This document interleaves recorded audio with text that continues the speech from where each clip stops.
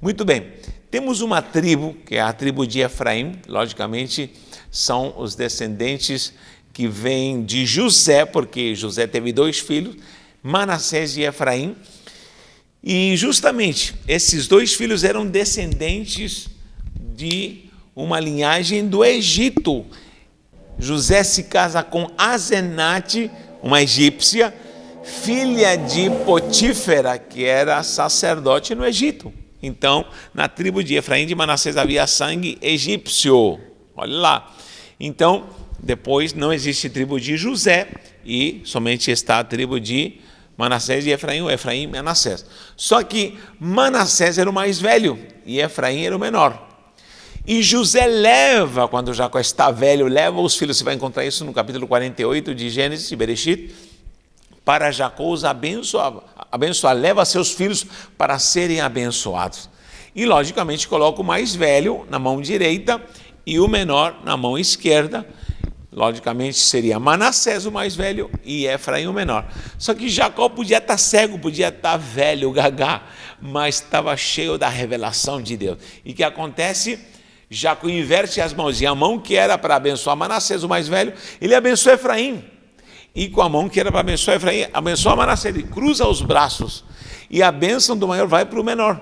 E isso irrita a Yosef, a José. Yosef fala, não está certo isso, porque você está abençoando o menor como se fosse o mais velho.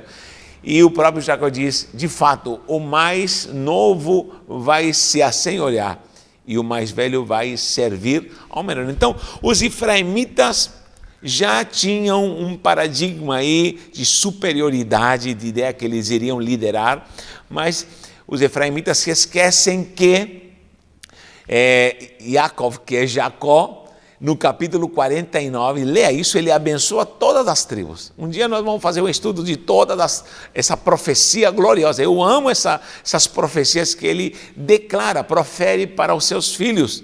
E quando você vê a profecia para Yahudá, que é Judá, você vai ver que é declarado que ali se levantará o trono e dali virá Shiló. Shiló é Yeshua HaMashiach. Esse é outro estudo também precioso. Então, há uma ordenança já que a monarquia viria da tribo de Judá. Judá são os monarcas de Israel. Então, Efraim sempre quis ser o superior, quis ser rei. Até mais para frente, depois de Salomão, dá problemas, surgindo depois a casa de Efraim e a casa de Judá. São os que encarregam-se de dividir o reinado. Esse também é um estudo precioso. As 2 casas de Israel, a casa de Efraim no norte e a casa de Judá para o sul. Então, o que acontece? A soberba tomou conta de Efraim. E Efraim já tinha uma influência meia pagã por causa de que, logicamente, eram descendentes de uma linhagem egípcia e não conseguiam falar bem o hebraico.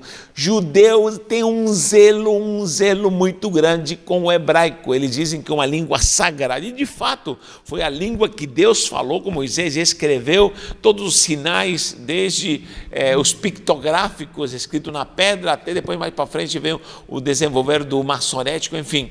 Você vai ver muitos mistérios na gematria, na composição, na simbologia do hebraico, e é algo preciosíssimo. Eu estou pincelando, conhecendo, estou vendo e aprendendo muita coisa preciosa. Então, eles não conseguiam, os efraimitas não conseguiam falar bem o hebraico. Eles tinham um sotaque. Qual o problema deles? É que eles não conseguiam pronunciar a letra Shin. Shin, essa letrinha aqui. Por exemplo, Shoftim é Shin, Shof, o Fei, Shof, Tav, não, é Tet, podia ser Tav, mas há coisas que a gente não entende porque tem que aparecer o Tet. Shoftim, o Yod, e por último o Mem final, Shoftim, vamos dividir aqui, Shoftim. Aqui é Shin, aqui é O, Shoftim. Quando você pronuncia Shin, aparece um pontinho desse lugar, Shin. Só que se você tira esse pontinho no hebraico, olha só, um dia vamos aprender os sinais maçoréticos, essas pontuações que não é nada fácil. Se você muda no Shin, a pontuação para aquela já não passa a ser som de X, pode ser HX, mas passa a ser S, sim. Então muda totalmente. Os efraimitas não falavam, não conseguiam pronunciar o Shin. Você sabia que no árabe, eles não conseguem falar a palavra P, por isso que árabe fala, em vez de falar papai, ele fala babai, porque não existe a letra P no árabe. Assim como em espanhol, minha língua, não existe a letra Z, 3 horas, ou a junção de o S com uma vogal, mesmo sendo com H, você vai ter que pronunciar com som de Zé. Isso é muito difícil para a gente. O famoso Zé, pronunciar a palavra Zé, ainda de aberto, são coisas difíceis, muito difíceis para nós, que falamos em espanhol. Então, escute bem, os efraimitas nunca conseguiram falar o Shin e falavam o Sim em vez de Shin. Pronto. O que aconteceu em toda a história? Vá para Juízes, leia no capítulo 12 o que acontece. Iftá, que é Jefté, vou colocar aqui, Iftá, essa é a palavra certa, Iftá, traduzido como Jefté, Jefté,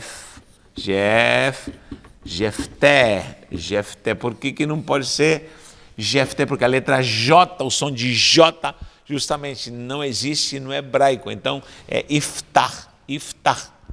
O Iftá, o que acontece com o Iftá? Ele está liderando, o Jessé está liderando Israel como juiz de Israel, e ele peleja contra os amonitas que se levantaram contra Gileade. Eles eram da tribo de Gade, e ele os vence. Leia a história, ele vence com a autoridade e a bênção do Senhor. Tanta coisa que aconteceu que não vou entrar em detalhes, mas quando Jefté vence, os efraimitas se revoltam contra o próprio irmão e falam assim: por que você foi brigar com Amon? Parece coisa absurda, né? Mas aconteceu, porque você foi brigar com Amon e não chamou a gente, como querendo dizer, nós somos dono do pedaço. E diz, por você ter saído, mesmo que você venceu, agora você vai ter que enfrentar a gente, nós vamos te queimar e vamos te matar. E logicamente Gileade, da tribo de Gade, se levanta e se defende contra os próprios irmãos de outra tribo, que seria a tribo de Efraim, os soberbos, os que gostam de se aparecer, os que gostam de, com jactância, demonstrar o que são. Isso é terrível. Bom, como Iftá, que seria o próprio Jefté, está na bênção de Deus, na graça de Deus, vence os efraimitas e começam a vencê-lo, e os efraimitas correm, porque eles estão do outro lado do Jordão, e atravessam o Jordão para brigar com seu irmão, os da tribo de Gade, e eles passam a noite já fugitivos, correndo, dando no pé, e eles vão passar pelos vales. O val de um rio é o lugar onde dá para passar a pé. Lembra do val de Jaboque? Muitos falam do vale de Jaboque. Não existe vale de Jaboque, é o val. O Jaboque é um rio onde se passa a pé também. Então todos os rios têm um val. E eles passavam pelos vales, só que já havia homens de Jefté, de Gileade, que estavam prontos para perguntar: você é efraimita? Porque se ele é efraimita, ele ia morrer. Estavam em guerra. Ele fala: não sou efraimita. Então fala a palavra shibolete. Shibolete, ó. Conclusão: shibolete significa espiga de trigo. Espiga de trigo. Então pronuncia espiga de trigo, que é shibolete.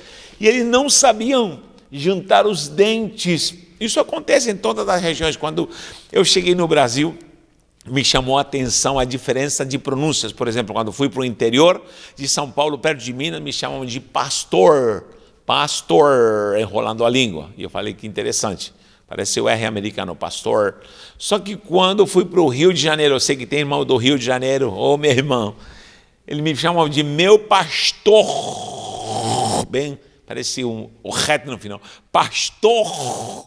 Só que quando eu fui mais para o norte, já estive na Bahia, terra abençoada, já estive no Pará, terra do açaí ungido, já estive no Amazonas, pela graça e a misericórdia do Senhor, já estive na Paraíba, já estive no Ceará, bendito seja o nome do Senhor, terras abençoadas, e todo o Nordeste, amo o Nordeste. Já não me chamavam de pastor, me chamavam de pastor, fechado, pastor, com circunflexo, pastor. Meu Deus, meu pastor, me abraçavam, glória a Deus, povo ungido do Senhor. Eu falei que diferente a pronúncia, pastor e pastor, tudo é pastor, meu filho, tudo é pastor, mas são regiões diferentes. Quando que você vai tirar do carioca o som de sh com S, pastor, as pessoas? Isso acontece até os dias de hoje, regiões diferentes. Então, é fácil descobrir o efraimita que não sabe pronunciar a palavra shin, shin. Naquela época acontecia isso. Então, os efraimitas tentavam falar shibolete, não conseguiam, falavam cibolete. Vem cá, meu filho, tu é efraimita. E morriam e os degolavam. 42 mil homens foram mortos, meu Deus do céu. Então, aonde queremos chegar com toda essa história? Há uma moral aqui. Primeiro, cuidado para você e eu não nos assenhorearmos ou com arrogância tentarmos ser uma coisa que nós não somos. Hoje muita gente sofre com arrogância. As pessoas sofrem porque não podem ser, porque não podem ter, e estamos no mundo do hedonismo, onde tudo é voltado para o prazer, para o poder, para o egocentrismo. Parece que os cultos nas igrejas não são mais para Deus, são para as pessoas. Já viu esse tipo de evangelho que se prega? Uma vez eu escutei um pastor americano, uma igreja pomposa dos Estados Unidos, que ele estava saudando os seus feligreses e disse assim: seja bem-vindo, que Deus te abençoe tremendamente, se acomode, porque o culto que preparamos para você já vai começar. O culto que preparamos para você já vai começar. Onde um monte de show mirabolante acontece, onde as pessoas têm que se acomodar para serem entretidas, para serem massageadas, para serem promovidas no seu hedonismo, no seu egocentrismo. E nós vemos isso dentro da igreja. Lamentavelmente estamos vendo isso dentro da igreja, pessoas promovidas pelo ego, pessoas que pregam com ego, pessoas que cantam com ego, pessoas que pastoreiam, ministros que são movidos pelo ego, essa pompa, o narcisismo, hedonismo, narcisismo, está dentro da igreja. Você sabe o que é narcisismo? Pessoas egocêntricas, pessoas autoconvictas, pessoas que estão cheias de pompa, que querem ser idolatradas, onde forçam as pessoas a os honrarem, onde são ditadores da fé, onde te punem se você, te punem, até com profecias de maldição, se você não segue sua corrente. Cuidado com esse tipo de evangelho, porque não pertence ao evangelho de Yeshua HaMashiach, é evangelho de efraimita. Os efraimitas, você sabia que quando Salomão morre, o descendente do trono da tribo de Yahudá, que é Judá, é o próprio Roboão. Roboão vai dar continuidade. Só que Jeroboão se levanta. Da onde? De que tribo? Chuta aí, de que tribo? Da tribo de Efraim. Porque já estava se rebelando no tempo de Salomão, fazendo rebelião. Rebelião é abominação diante do Senhor. E essa tribo promove uma rebelião e levanta a Jeroboão e dividem. É lógico que é consequência do pecado de Salomão também, porém, dividem reinado do norte e reinado do sul. Surgem as duas casas de Israel, a casa de Efraim e a casa de Yahudá, de Judá. Aí fica reinado do norte e reinado do sul. A Bíblia sempre vai profetizar contra Israel, contra Judá. Duas divisões, ou seja, uma divisão entre um povo dividido por causa do ego, por causa da autoconvicção, do egocentrismo. E eu lhe digo, quanta gente tem dividido, quanta gente tem se levantado, mas sabe qual é o problema?